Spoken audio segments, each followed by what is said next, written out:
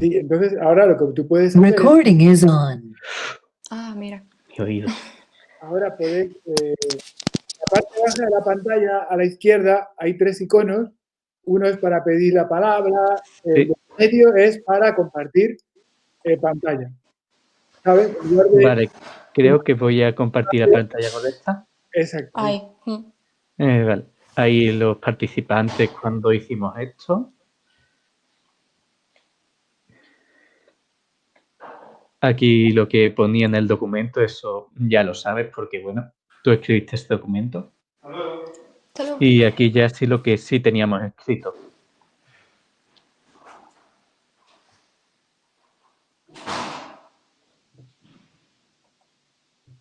Ajá. Y entonces habéis elegido el análisis del discurso para poder estudiar el material disponible en la red, ¿no? Sí. Sí. Claro. Que habiendo películas, viendo más cosas, yo creo que es bastante material para poder hacer un estudio como mínimo interesante.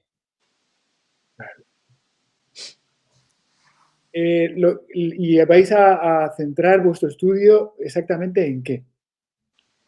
Es decir, de todos los aspectos de la cultura de New Savvy, ¿qué aspecto en qué dimensión os vais a centrar? Lo que hablamos principalmente durante esa reunión era sobre la relación con su tierra y con el medio ambiente y la relación con la naturaleza que tienen, pero eso, tú sabes, como todas las cosas, tendremos que irlo viendo más a detalle según que nos encontremos en el material. Sí, sí, me parece estupendo. Ese concepto que vosotros estáis empezando a conocer se llama territorio. Sí, El modo en que los intelectuales, las personas, los indígenas, las personas que han intentado darle forma a su relación con la naturaleza y con la tierra, la han llamado territorio. sí. Entonces, de hecho, hay una persona que se llama Jaime García Leiva, del que podéis encontrar, ¿Cómo se llamaba? se llama Jaime García Leiva. Leiva con Y. Leiva ¿Así? con V. Como Ok, un cantante que hay en España, curiosamente. Ah, sí. vale. Pues igual. Jaime García Leiva era sábado. Un segundito. Sí.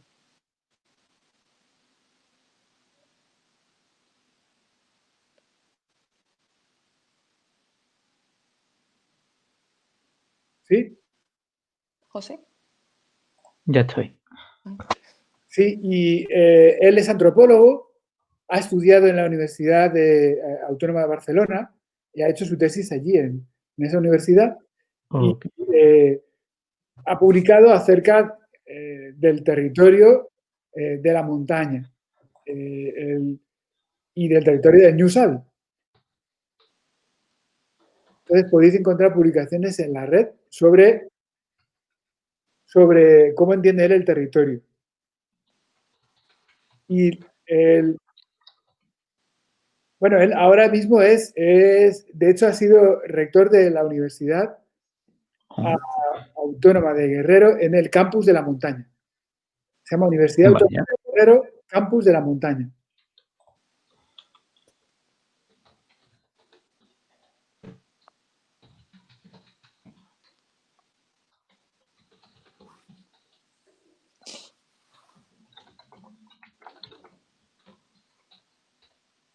Ok.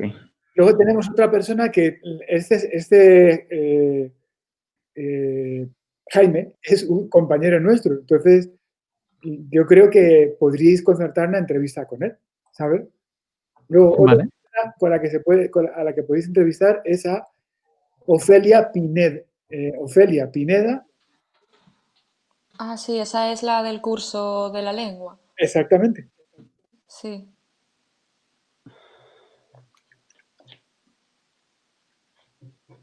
Ortiz, Ofelia Pineda Ortiz. ¿Cómo podemos contactar con estas personas? Pues sencillamente yo os paso sus correos Ujú. Ok. Ofelia conoce muy bien los rituales de la tradición del New Sabi. Qué guay. Muchos de ellos consisten en una relación con la naturaleza, un diálogo con entidad, con entes, con divinidades, espíritus, concretamente con Sabi. Sabi es el dios de la lluvia, ellos lo llaman el señor lluvia, cuando lo traduce. Cuando lo traduce, Ofelia lo llama señor lluvia. Y el ritual consiste en un diálogo en el que interviene la palabra del agente ritual, el chamán, por decirlo así, y también los colores, las flores, las ofrendas que prepara para Sabi. En ese diálogo interviene todos los seres vivos, la montaña, los animales. Ok.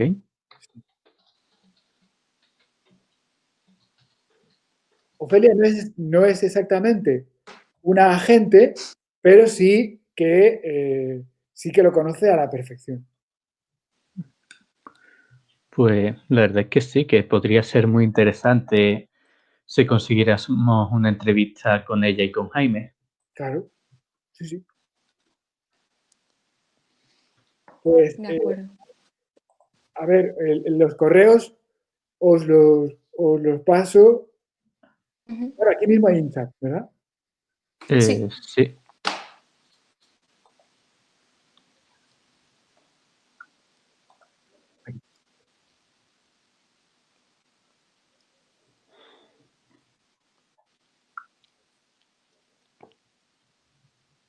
Y entonces el primer paso para vuestro objetivo consiste en documentar lo que encontréis en la red que os pueda servir.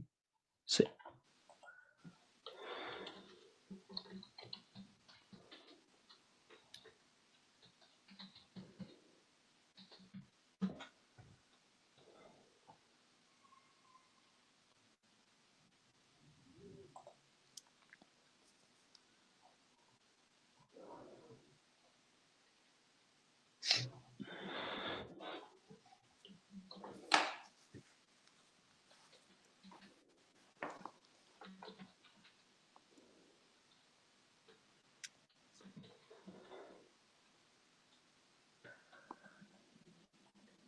Cienunni es mujer del maíz y ese es su, bueno, pues como ella se llama en el correo. ¿Cómo es? Cienunni, ¿Dónde está el correo? Eso. aquí. Cienunni, @gmail.com. Sí, es Ah, vale. mujer. Sí, es mujer. Y sí, o sí, ña, Ah, vale, aquí está. sí, o sí, a, sí, ñanunni o sí, enunni, es lo mismo, significa eso, mujer del maíz. Mm. Ahora la de Jaime, que también tiene un nombre en Tunsabi, que es, vais a ver,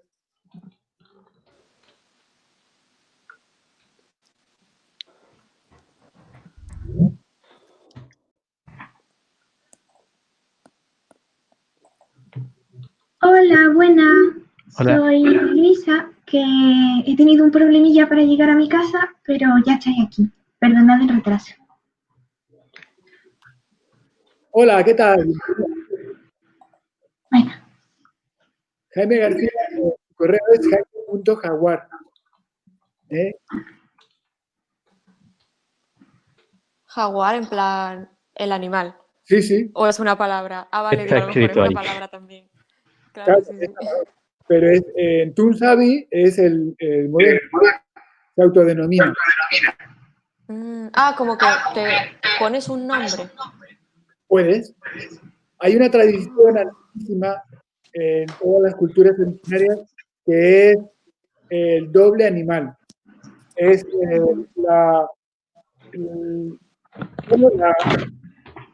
el comprender la naturaleza gracias a que tú te has asociado a un doble animal. El animal espiritual, por ejemplo, algo así. Ese nombre aparece en tu propio nombre. Claro. Entonces, ¿cómo se asignaba ese nombre? Pues usando el calendario ritual de la cultura. Ahí había, cada 20 días cambiaba la serie, pero el caso es que se organizaba, el tiempo estaba organizado en series de 20 días. Y cada día tenía un nombre. Entonces,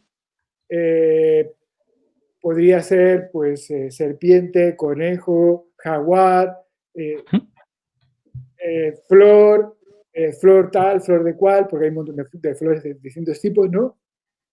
Y ese era el nombre con el que nacías. El nombre del día en que habías nacido era tu nombre. ¿Y ese calendario lo podemos ver? Bueno, le podéis ¿Está? a Ofelia y a Jaime sobre ese calendario, si todavía se utiliza o si se ha recuperado. Porque el problema con las culturas originarias es que hay cosas que se han conservado y otras que se están recuperando. Lo que hicieron, lo que hizo la Iglesia Católica en México fue sustituir el calendario ritual por el santuario. La persona al nacer recibía el nombre de santo, ¿no? Entonces, Claro. hay muchos nombres que en España no se utilizan, pero que están en el santoral y que te los puedes encontrar porque se le ha asignado a la persona al nacer, ¿no? Y bueno, pues hay un montón. Porfirio, en fin, hay un montón de nombres que son rarísimos aquí en España y son mucho más frecuentes entre los pueblos originarios. Pero esto originalmente se refería al calendario ritual y por lo tanto, pues ellos os pueden informar porque se lo conocen bien. Ofelia, Qué interesante. Ofelia ha interpretado los códices en Tunsavi que se han conservado. Qué guay, qué interesante. Sinceramente, sí. Vale. Pues entonces contactamos con ellos, preparamos una entrevista previamente. Claro. Hombre, es lo suyo. Vale, entonces como tenemos que tener muy claro ¿Sabes? qué queremos saber, claro. Vale, sí. Para reunirnos y organizarlo, claro. Y la podéis grabar pues por el medio que vosotros sepáis usar. Vale. Ok. O sea, la propia entrevista también, o sea, la propia entrevista sería algo para analizar. Claro. Sí. Para empezar a tener información. Sí. Vale. De todas maneras, os aconsejo que no sea lo primero que hagáis. Es decir, que primero investiguéis y después, cuando ya tengáis preguntas que hacer, sea el momento de la entrevista, ¿no? Hombre, sí. Siempre es mejor hacerla con un criterio ya creado y ya sabiendo a qué queremos saber, que si no, podemos acabar con mucha información muy interesante, pero que no nos sea útil para el proyecto o que al menos no sea lo más útil. Claro. Sí, o sea, en la asignatura nos dijeron que para hacer una entrevista debemos conocer mínimamente el tema, ¿no? Porque si no, también no vamos a saber por dónde tirar o... Así es. Claro. Claro, que primero tenemos que plantear nuestros objetivos y lo que les vamos a preguntar, qué es lo que queremos saber y cómo se lo vamos a preguntar, porque claro, estamos entrando en otra cultura. Claro, pero como saber un mínimo de la cultura antes de... Sí, claro. Claro. Necesario. Vale. Os puedo servir de informante para estos primeros pasos, ¿vale? Vale. Entonces, yo os puedo contar, está sistematizado en publicaciones que yo he hecho también. Hay una categoría que se llama Mundo de la Vida en la fenomenología, en la fenomenología, en la sociología de conocimiento, que viene del latín, Lebenswelt, el mundo vital. Es una categoría que pretende organizar cómo conocemos nosotros de manera no sistemática. Es decir, cómo se genera el conocimiento de una manera espontánea. Y cómo se genera el conocimiento antes de que el conocimiento se divida en ciencias, disciplinas, académicas. Es decir, cómo cualquier persona se inicia en su propia cultura o en otras culturas. Para iniciarse en el mundo de la vida de un pueblo, nosotros utilizamos, obviamente, la lengua y además de aprender la lengua, aprendemos cómo se relacionan las personas, ¿verdad? Claro. Esto va configurando nuestra personalidad.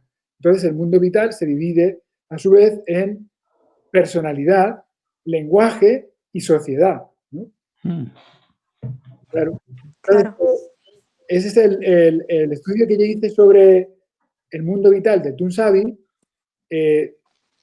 Yo lo traduje así: Ñayubi, Ñuyo, Ñayubi. Porque Ñayubi es el mundo en Toonsabi. Entonces, cuando la gente habla de el concepto que nosotros tenemos de mundo, todo lo que vive está en el mundo, también los que no viven, todo lo que nos rodea y lo que nosotros somos está en el mundo. Eso es Ñayubi. Y luego Nayubi es la gente.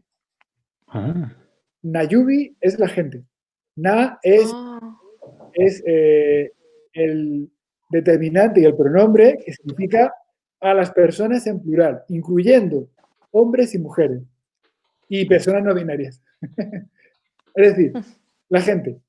Na es ese determinante pronombre inclusivo de las personas en tercera persona. Cuando yo hablo de las personas, digo Naka, ellos, ellas, y se utiliza también como determinante delante del sustantivo, en este caso, Yubi, Nayubi.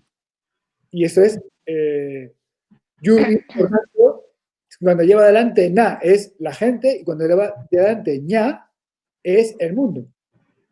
Para que veáis cómo funciona su mente, ¿no? Ña es el pronombre neutro.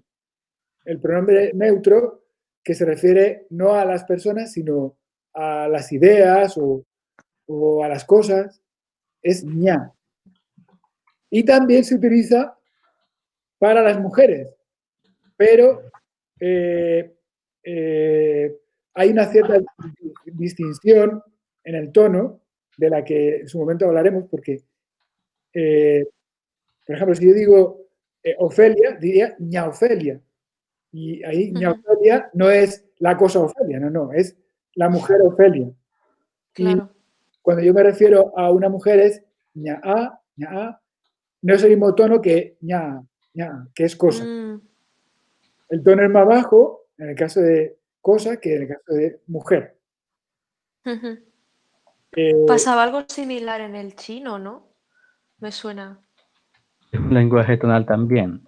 Sí, como que según el tono estás diciendo una cosa u otra en realidad. Es verdad, tienes razón. Pero el chino también es una lengua tonal. Y de hecho hay un parentesco muy lejano entre las lenguas orientales tonales, teniendo en cuenta que los pueblos originarios fueron los primeros que descubrieron América. O sea, los descubridores de América son los actuales habitantes de América, pero desde hace 15.000 años, o 18.000 años. La glaciación. Claro. Desde hace 18.000 años en que entraron por el estrecho de Bering. Y los pueblos que entraron en América utilizaban la lengua tonal. Entonces, se podría hacer arqueología lingüística para ver qué tiene todavía en común con las lenguas tonales asiáticas. Además de que incluso más moderno, no hay prueba que yo sepa, pero hay indicios de que ahí llegaron gente o de Japón o de China, porque muchos de los idiomas locales de Latinoamérica, sobre todo en la costa que da al Pacífico, tú lo escuchas y te sorprende que no sea japonés o chino. Puede ser que fuera también tuviera también parentesco con el japonés. También hay posibles relaciones con los pueblos polinesios, ¿eh? En algunos casos, no digo que sea la mayoría, ¿no? Pero también puede haber relación con los pueblos polinesios. Entonces, el origen étnico es plural, ¿eh? Pero vamos, en concreto las lenguas tonales, pues están emparentadas con las lenguas asiáticas tonales. Entonces, Ñayubi Nui Yonayubi es el mundo en el que vive la gente. El mundo en el que vive la gente. Y entonces estoy investigando concretamente cuáles son los recursos naturales de la montaña de Guerrero y cómo se interpretan en sus marcos culturales, que es el territorio. El territorio para la gente, porque de hecho en mixteco, para hablar de su tierra y de su pueblo, utilizan la misma palabra, aparentemente, que es ñu sabi. Ñu significa tierra y significa también pueblo. ¿Eh? O sea que fijaos qué pasada, ¿no? Fijaos, para empezar, ¿qué tan profundo es el pueblo? Ñu sabi. Mira, este es un dibujo de una niña que es originaria de un pueblito de la montaña de Guerrero, se llama Atzompa, ¿eh? Sí. Pero cuando lo hizo estaba viviendo como emigrante en otro estado del norte de México, se llama Morelos, ¿eh? Y así es como ella dibuja el Ñu Sabi, ¿no? Y su pueblo, que sería Ñuyu, ¿no? Ñuyu, porque hay diferentes tonos para referirse a tierra, Ñu, y pueblo, Ñu. Es decir, el tono más bajo es para tierra y tono más alto para pueblo. Y luego hay también otra que es Ñu, que es el sol. Es el sol. Me llama la atención. Sí, perdón. Sigue. No, que me llama la atención cuando los niños aquí, por lo menos, dibujan sus casas, que dibujan la casa grande y a lo mejor como mucho unos arbolitos alrededor. Y aquí es como que dibuja las montañas súper principales, las casitas son como chiquititas y le da como un montón de importancia al entorno. O sea, no sé si es casualidad o si dice bastante, ¿sabes? De cómo piensan. Sí. Como me llama la atención un montón. Estoy de acuerdo totalmente. Es verdad. O sea, como que con dibujos y eso también podemos sacar información. O sea, no sé cómo se analiza, bueno, un análisis del discurso de un dibujo. Se puede hacer, supongo, ¿no? En realidad. Sería difícil. De la tesis de una Valentina Glockner, una antropóloga que conocí, pero ya hace años que no tengo relación con ella, y que ella hizo su tesis sobre la infancia migrante, sobre los niños nasabi migrantes. Y hizo una colección, parte de su análisis del discurso lo hizo sobre los dibujos de los niños. Y se puede encontrar. Entonces, esta referencia a Glockner, espera a ver si todavía está en la red fácilmente.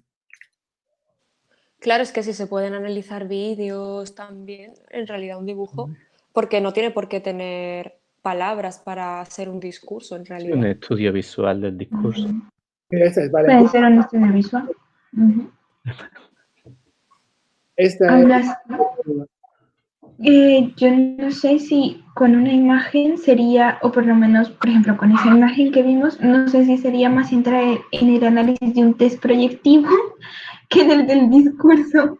Sí, sí. Entonces, Mm, me he liado. puede ser el discurso hasta Mm. cierto punto por el tema de que se puede comparar con otros dibujos y ver qué diferencias hay, y viendo el discurso de esa cultura, ver de dónde pueden provenir esas diferencias, pero la verdad es que puede ser un trabajazo gordo. Ojo, Más que nada porque creo que aquí ninguno somos de arte y eso puede Pero ser yo creo que complicado de interpretar. tener en cuenta, necesario ser de arte para eso, ¿no? No necesario, pero probablemente ayude. O sea, yo creo que si empezamos a leer o a ver material sobre esta cultura, luego vemos los dibujos, yo creo que se puede interpretar bastante, ¿no? No sé. Sí, o bueno, pueden también ser de adultos, por ejemplo. No sé hasta qué punto ellos tengan sus cuadros, sus representaciones. Sería interesante ver cómo lo dibujan, porque por ejemplo, sé que tenían como unos, o por lo menos yo lo que he visto, por ejemplo, de los mayas, tenían determinadas formas y determinadas formas de dibujar animales. Mm. Entonces, no sé, sí, no, es también se puede encontrar. otra cosa que es la escritura ideográfica de Newsari. Ujú. Ah, es verdad, el libro de, ¿cómo se llamaba? El libro de la lluvia, el libro del agua, que lo estuve viendo el otro día, que salía en el vídeo. Sí, hay un libro de Martin Jansen y de Gavina Ponce sobre lo que Ujú. interpretan esa Sí, escritura. ¿Eh? es verdad. Sí, y de hecho lo podéis encontrar en la red. Sí, es verdad, es que lo estuve viendo y es básicamente su alfabeto, pero está dibujado. Es que no es alfabeto, Son dibujos. es, no, es un logo, un catálogo de logos, es una escritura logográfica. Sí, Sí, lo igual veo que gráfica. chino, egipcio, etcétera. Pero que coincide más o menos con una palabra. ¿Eh? Sí, Coincide más o menos. más o menos. Pero, ¿por qué utilizaron esa escritura en lugar de inventar un alfabeto como hicieron Eh, los griegos o los fenicios? Pues eso para saberlo hay que tener en cuenta que los griegos eran un pueblo monoétnico. Es decir, solo se relacionaban con gente de su propia etnia, de su propia lengua. Y llamaban a los extranjeros, los llamaban bárbaros, hmm, ¿eh? Porque no entendían su lengua, bar. ¿Eh? Entonces, le llamaban bárbaros. Claro que alguien que no fuera griego podía decir lo mismo de los griegos, que eran bárbaros, ¿no? exacto. Entonces, ¿qué ocurre con la escritura mixteca y también con el chino? Eso iba a decir. ¿Por qué utilizan los ideogramas? Porque les sirven para entenderse entre sí personas que hablan distintas lenguas. Ay, Y qué todo chulo.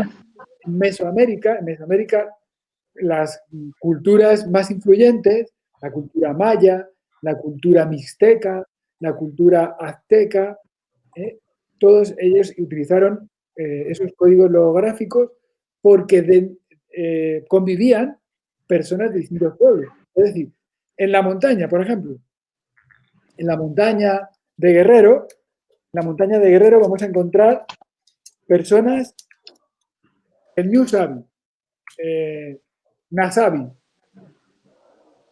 Vamos a encontrar personas Nasabi, pero también vamos a encontrar, bueno, aparece aquí un mapa en condiciones. No. Bueno, vamos a encontrar también personas que hablan tlapaneco o mepa, que es tlapaneco, que también es una cultura importante. Vamos a encontrar personas que hablan trique, que es una lengua distinta de origen mixteco. Es una lengua de origen mixteco, pero diferenciada. pero hay parentesco y si vosotros encontráis por ahí un diccionario de Trique, veréis que hay palabras en común, porque están emparentadas, como las lenguas románicas, ¿no? Y también hay personas nahuas que hablan náhuatl, aunque la mayor parte ha dejado de hablarlo en esta región, en la montaña. Pero, de todas maneras, todas las denominaciones comunes de los pueblos están en náhuatl. Por ejemplo, Ok. el pueblo más cercano donde yo vivía, el más cercano era Yolosochil, que es la flor de los muertos. Yolosochil es la flor de los muertos.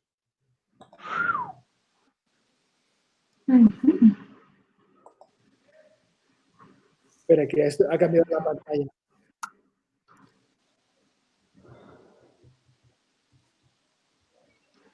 Ahí.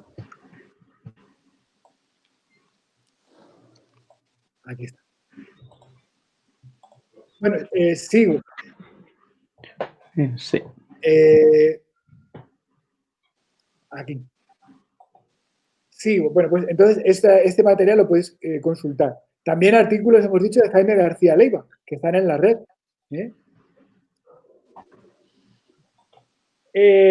Como veis, pues, este es el mapa sin relieve.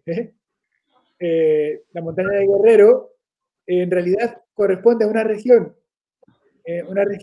que tanto por sus condiciones geográficas como climáticas está emparentada, ¿no? Pone en relación a todos los pueblos que vivían aquí. Que digo que no son solo los mixtecos. En esta región no solo viven los mixtecos, no solo vive el Ñusabi, también viven Nerpa, también los amusgos, que son los ñondá, también viven aquí, los amusgos aquí, los triques también justo al ladito, también, los tlapanecos por aquí y por aquí, los nahuas, que también los llaman pastores, porque vivían del pastoreo, pues en comunidades desperdigadas por aquí, comunidades desperdigadas.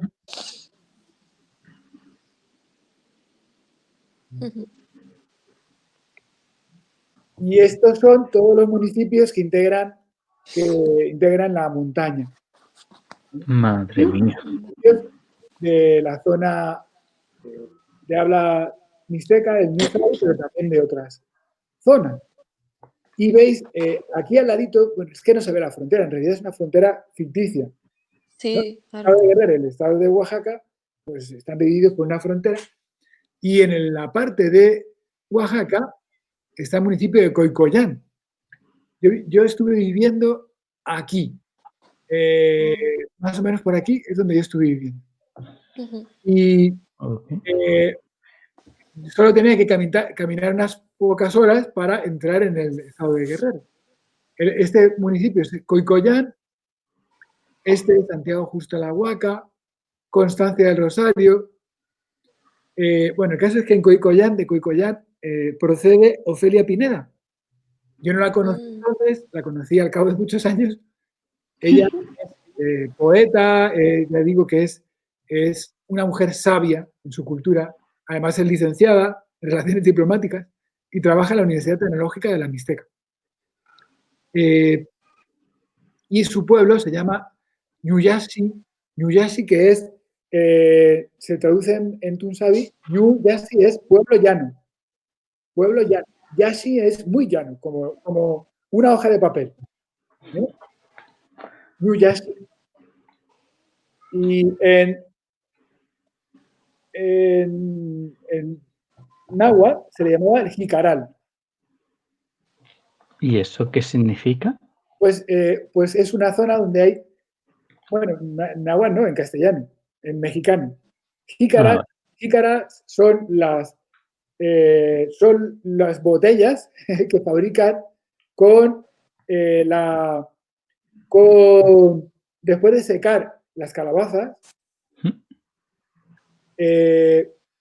pues las pueden utilizar para vaciarlas y secarlas, después de vaciarlas y secarlas. Sí, se puede usar como recipiente. Sí, se puede usar como recipiente y ese recipiente se le llama jícara.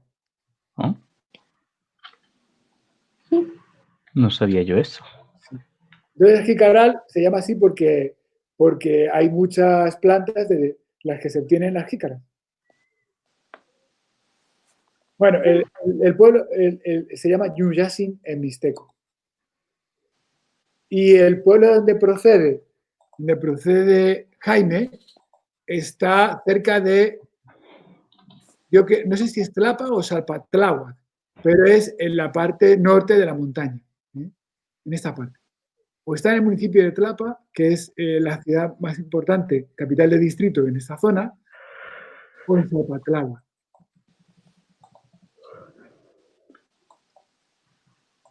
Bueno, como veis, a su vez, cada municipio está integrado por decenas y decenas de comunidades.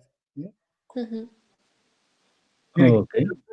Que antes os hablé de y Rancho Hay Viejo un montón. de la Democracia. Sí. Rancho Viejo de la Democracia, que ahí es donde yo estuve viviendo. Mm. Y aquí está el Jicaral, ¿veis? Está muy cerca. Madre mía, este sitio es enorme. Pero caminando muy cerca son unas cuantas horas caminando. Ese sitio es enorme. Eso iba a preguntar, todo eso en verdad está en relieve, ¿verdad? O sea, ¿a cuánta altitud más o menos está sobre el mar? Donde yo vivía era unos 1.200 metros, pero era mucho más alta. Entonces, el Cerro de la Garza, que es la altura más alta, de mayor altitud, está envuelta en niebla. Y las personas que están en Itiatanu, Metlatónoc, que está, a ver dónde está Metlatónoc, no sé si aparece aquí. No, está un poquito más al norte. A ver. No, está un poquito más al norte. Es casi todas las noches baja la niebla en el pueblo. Está lleno de niebla. Pero, sin embargo, hay otra parte de la montaña que no aparece aquí porque esta es una parte solo de la montaña. Hay otra parte más al norte que tiene un clima semidesértico. Este es un clima muy lluvioso. Toda esta zona hay un clima muy lluvioso. Y más allá, la otra vertiente de la montaña es semidesértica. Le corta toda la lluvia que viene del mar. Claro. Claro, por eso Y está si todo siempre cae nublado. ahí, pues en el otro lado no llega nada. Ujú. Uf.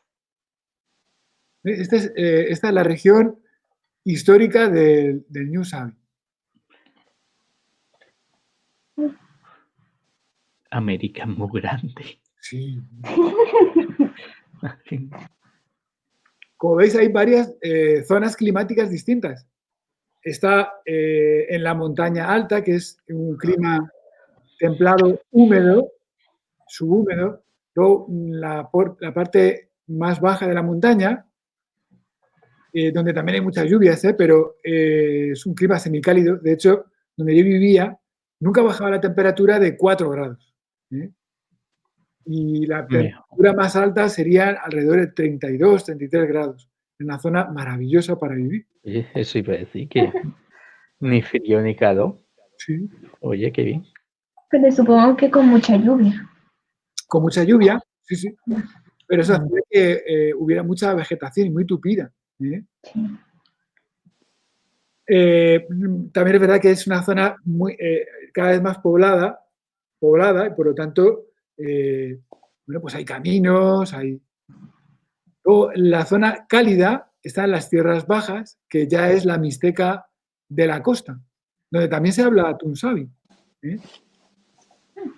Y una zona que es cálida semiseca, que es más cerca todavía de la costa, que es la desembocadura del río Balsas. Pero en todas estas zonas se habla tunsavi. Hay comunidades del New Sabi. Bueno, yo no os voy a mantener todo el tiempo cuando os canséis, me lo decís, porque luego podéis ver una conferencia aquí a vuestro ritmo y a vuestro aire que trata de lo mismo. Vale. Ok. Que esta la di, además está asociada a un artículo que trata también de lo mismo que la presentación. Bueno, aquí veis el mapa del relieve y la diferencia entre los tipos de climas. Entonces, esta zona templada subhúmeda es la zona de la montaña más alta, cálida húmeda es un poco más baja, templada húmeda está justo en medio. Vale. Y aquí se ve todavía con más claridad, porque bueno, aparecen los nombres de los pueblos que hemos visto antes, y cómo se reparten. El azul, templado, húmedo, subhúmedo, la zona más alta, que coincide con los cerros más altos. Donde están los cerros más altos, ahí están. Son bosques, cuando yo fui, eran bosques de frontera, como dicen los biólogos, ¿no? Los expertos en los ecólogos. Bosques de frontera que no habían sido destruidos por la mano humana, ¿no? Entonces había helechos altísimos, además de un tipo de pino que se llama ocote, que también eran altísimos, decenas de metros. Lamentablemente las empresas madereras han estado cortando madera durante años, y pues han destruido buena parte, más de la mitad del bosque. La han destruido las empresas madereras. Sigo. Vamos, todavía se podían encontrar ciervos, ya no había jaguares, ¿no? Pero sí que había algunos ciervos.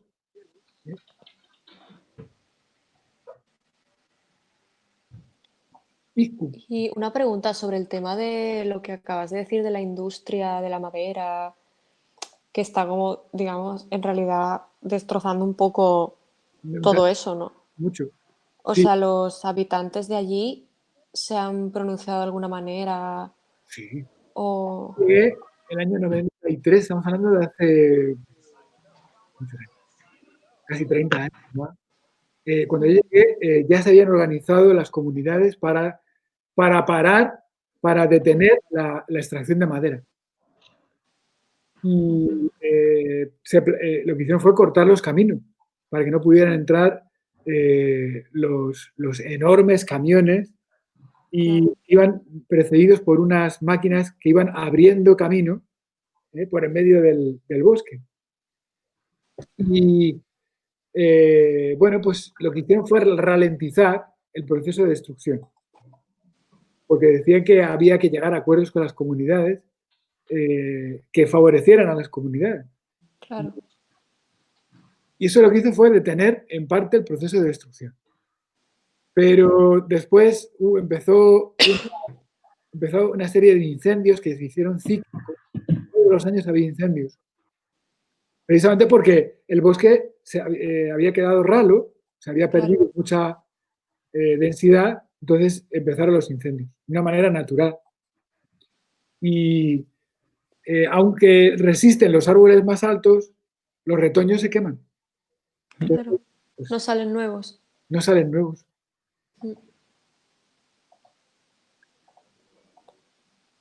Mira, este es un altar de Sabi en uno de los cerros.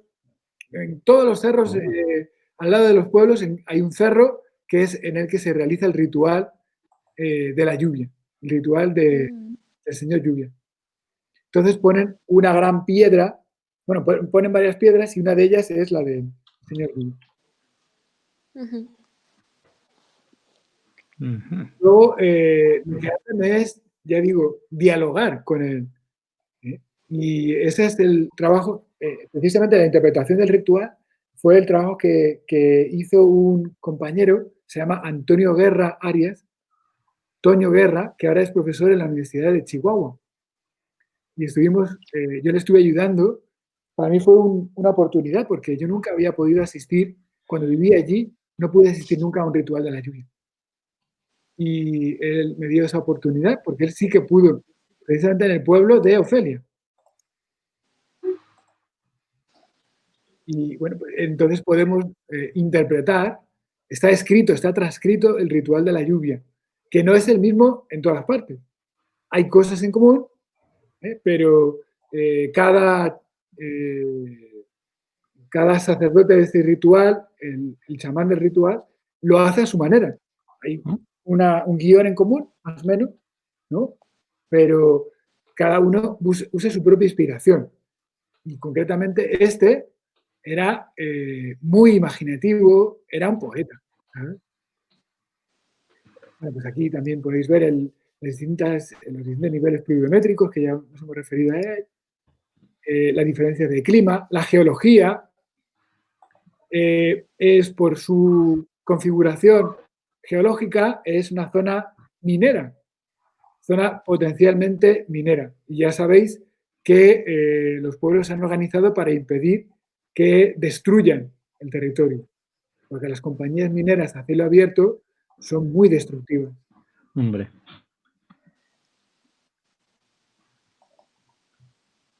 Bueno, pues toda Azteca es una zona con mucha riqueza minera, pero la cuestión es que pues pretenden echar a los pueblos originarios para poder practicar esa minería destructiva.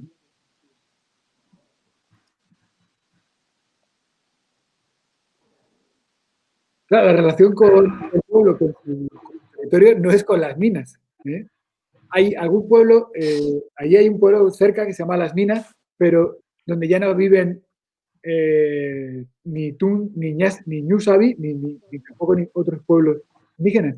Quienes han ido a vivir a Las Minas y algunos otros pueblos son otra cultura de esa región que es afro-mexicana, de origen africano. ¿Oh? Sí, es maravilloso, maravilloso. Y de hecho, pues, hice grandes amigos afromexicanos. Uno de ellos se fue a vivir a la montaña y yo estuve conviviendo con él. Luego se hizo médico y regresó con su familia para trabajar como médico en la montaña. Mira. Bueno, pues hay distintas... Hay selva, pero la selva está en la costa. Hay bosques, en la zona de la montaña son bosques. Y también hay zonas de pastizal que se pueden cultivar pues añadiendo semilla de pasto, ¿no? Porque tienen ganado, en fin, utilizan ganado, entre otras cosas, para ahorrar. En lugar de usar bancos, utilizan el ganado. Compran ganado para invertir lo que han ahorrado trabajando como migrantes. Y también zonas de sabana, artificial, pero que, bueno, pues es un paisaje que también existe en la montaña. Como la colonización lo que hizo fue sobre todo llevar ganado de cabras, ganado caprino, pues hay ya de tiempo antiguo zonas sin bosque que se han dedicado al ganado, ¿no?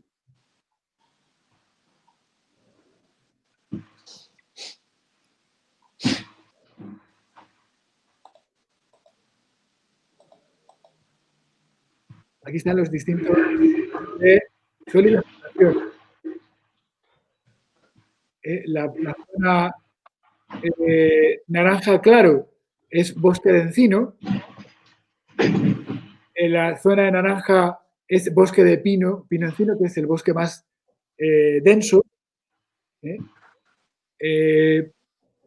Después de que cortan el pino, por lo menos queda el encino. Y luego el bosque de montaña, ya os digo, con helechos enormes, es decir, una maravilla, que es el amarillo anaranjado. Ok, vale. Vale.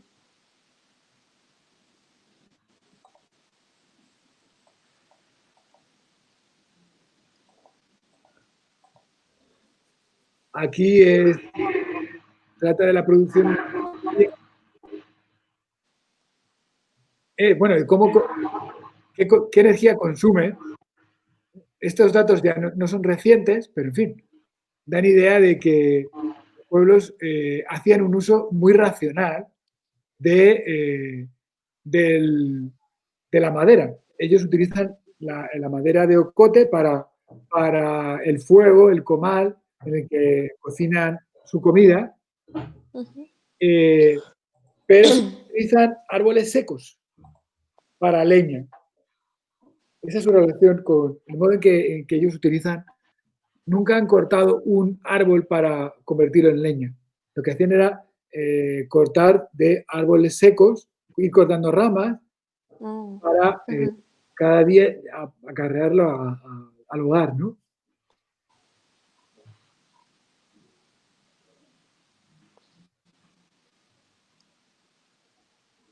Mira, yacuí, amarillo.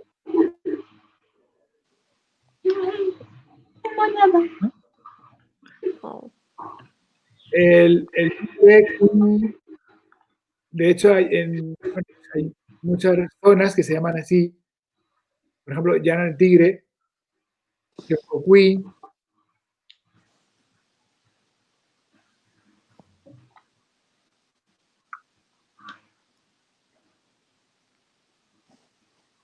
La ganadería.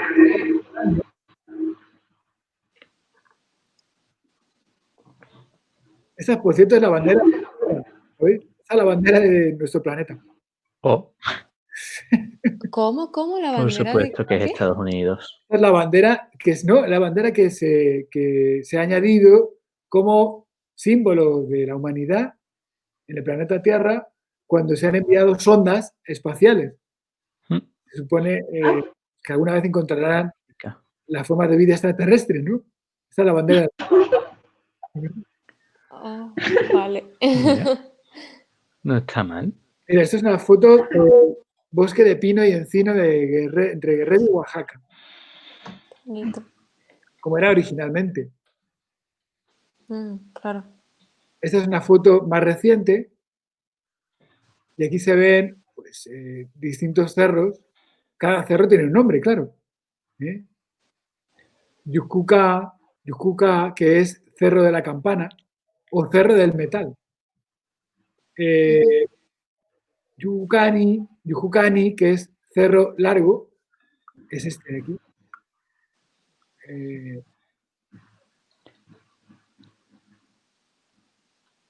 Y Yujucani es un pueblo que hay al pie del cerro, el primer pueblo en el estado de Oaxaca. O sea, esta imagen es el monte entre el estado de Oaxaca y el estado de Guerrero. Bueno, y aquí habla de cómo se ha extraído, cómo se ha visto con otros ojos, no los ojos de quienes viven en el territorio, sino de quienes pretenden extraer su riqueza, ¿no? En distintas épocas, qué tributos podían obtener del New Sabi los agentes que han ido a ocuparlo, ¿no? Primero el imperio, los distintos imperios, ¿no? Oro, tejidos, armas, jícaras, porque eran valiosas. Al llegar los españoles, las minas, son como esa película que quizás como se llama Minas de Sangre, ¿no? Pues dejaron un reguero, pues fue la principal causa de genocidio. Fueron las minas. Y ahí, bueno, pues hay testimonios de ello porque quedaron se llaman las relaciones escritas por los conquistadores, donde se comprueba la diferencia de población entre los primeros años y 30 o 40 años después, ¿no? Se había reducido la población a menos de una décima parte. Los tributos que le daban a los españoles, además de la mano de obra, era el ganado y la cochinilla, que la utilizaban para obtener el color rojo. Sí. Eso se sigue haciendo, o sea, ¿no? Como muchas comidas y ropas que tienen tinte rojo, viene de la cochinilla. Sí. Luego, en la época de la independencia y antes, en el siglo XVIII, en España, ya sabéis que es la época del del racionalismo, de la ilustración y de un pensamiento económico que pretendía obtener el máximo de la agricultura. Entonces ese pensamiento lo llevaron también a América, y eso hizo que los indígenas perdieran algunos derechos que habían conquistado gracias a las leyes de Indias. Y uno de esos fue pues que empezó a explotarse y a ocuparse más territorio para el ganado. Esto fue todavía más grave en la época de la dictadura de Porfirio Díaz en México. Fue la más nociva para los pueblos originarios, porque se vendió el terreno, enormes extensiones de terreno se expropiaron. Antes eran terreno reconocido de las comunidades y se expropiaron. Las comunidades que tenían sus propias autoridades, eran repúblicas, se llamaban así, las repúblicas de indios. Y se les expropió el terreno para utilizarlo para el ganado. Entonces, eso pasó con la montaña. Gran parte del terreno de la montaña se expropió para varios latifundistas que luego pues tenían sus casas en Ciudad de México, principalmente. Después vino la explotación maderera y, bueno, pues la expropiación de la propia población, que son las migraciones, ¿no? Pues para vivir, para mantener el territorio, ellos en lugar de explotarlo más, lo que hacen es migrar y obtienen recursos trabajando como migrantes y después vuelven y los invierten en mejorar su casa, principalmente, o en comprar algo de ganado.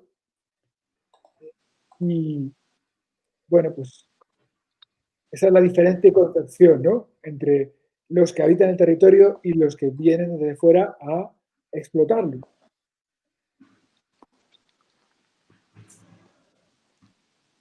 Este es un códice náhuatl, escrito en náhuatl, donde se enumeran los tributos que le tocaba hacer a los pueblos de la montaña. Entonces era, pues, la piel de tigre, los penachos de plumas de aves que ya no se encuentran, porque eran muy valiosas y pues, ya han acabado con ellas. Y se extinguieron. Y ¿qué más? Las jícaras, como veis. Las jícaras que también servían para contener parte del tributo, ¿no? Como oro o como algunos otros elementos preciosos. Pero las jícaras eran muy valoradas. Esos son los centros mineros de la época colonial. Entonces, vamos a ver, pues mira, aquí cerca de Jicayán, como veis, había un centro minero. Jicayán de Tovar, Nusabi, es el lugar de Sabi, en este pueblo que está, bueno, había una encomienda, era la zona donde había ido a vivir una familia colonial, y de hecho era la única familia que vivía allí que procedía de España. Es curioso que nosotros tengamos la idea de que los españoles fueron allí digamos, a poblar América, pero no es así. El 80% de la población era de origen indígena. Claro. Además, mantuvieron su cultura y su lengua durante 300 años. Entonces, Jicayán, pues, en Jicayán, donde yo he ido varias veces, la gente contaba que que había descendientes del antiguo cacique, ¿no? Que eran, pero que se habían integrado totalmente en el pueblo y hablaban tunsabi, y una de ellas era enfermera, la enfermera del pueblo. Decían, pues, que ella era una mujer muy simpática, muy amable y muy cariñosa, que hablaba tunsabi. O sea, ya no era una cacique. Esto es un códice de época colonial, es decir, que se dibujó después de la conquista. y cuenta hechos, narra hechos que ocurrieron durante el siglo XVI. Por eso es interesante también para conocer la historia de aquella época. Y aparecen comunidades que todavía están radicadas allí. Curiosamente, esto lo han recortado. Y es porque aquí estaba la comunidad de Nusabi, precisamente. Le recortaron eso. ¿Por qué lo hicieron? Pues es motivo de discusión. Pero aquí aparecen otras comunidades actuales como Metatonok, Tiatanu.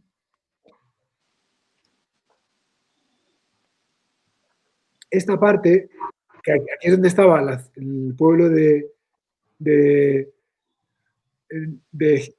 Jicayán, Nusabi, donde estaba el encomendero, como veis, mirad qué se representa, ¿no? Se representa cómo han apresado a los líderes indígenas, ¿no?